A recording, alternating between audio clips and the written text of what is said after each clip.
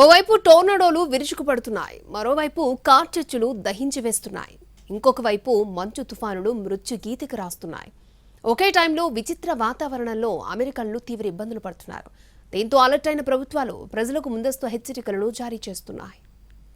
అమెరికాను పెను తుఫాను వణికిస్తోంది. పెద్ద ఎత్తున టోర్నడోలు విరుచుకుపడుతున్నాయి. దుమ్ము ధూళితో కూడిన బలమైన గాలులు ప్రమాదాలకు కారణమవుతున్నాయి. ఆయా రాష్ట్రాల్లో 100కు పైగా కార్చిచ్చులు చెలరేగాయి.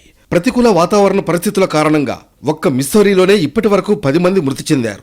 టెక్సాస్ పాన్ హ్యాండిల్లోని అమరిల్లో కౌంటీలో మరో 3 ప్రాణాలు కోల్పోయారు. ఆర్కన్సాస్లోనూ 3 చనిపోగా 29 మందికి గాయాలయ్యాయి. మరీ ముఖ్యంగా మిస్సౌరీలో టోర్నడోలు బెంబేలెత్తిస్తున్నాయి. దీంతో స్థానికంగా పలు భవనాలు దెబ్బతిన్నాయి. Alabama, Kentucky, Mississippi, Tennessee, Illinois, Indiana, Texas రాష్ట్రాలకు టోర్నడోల ముప్పు పొంచి ఉందని జాతీయ వాతావరణ సేవల విభాగం ఇప్పటికే హెచ్చరికలు జారీ చేసింది. కెనడా సరిహద్దు నుంచి టెక్సాస్ వరకు గంటకు 130 కిలోమీటర్ల వేగంతో గాలులు వీచే అవకాశం ఉందని అంచనా. Oklahoma, Missouri, New Mexico, Texas, కాన్సస్లలో కార్చిచ్చులు చెలరేగడంతో ఆయా ప్రాంతాల నుంచి ఖాళీ చేయాలని నివాసితులను ఆదేశించింది. మరోవైపు మిన్నెసోటా, సౌత్ డకోటాలోని కొన్ని ప్రాంతాలకు మంచు తుఫాను ముప్పు పొంచి ఉందని వాతావరణ అధికారులు హెచ్చరించారు.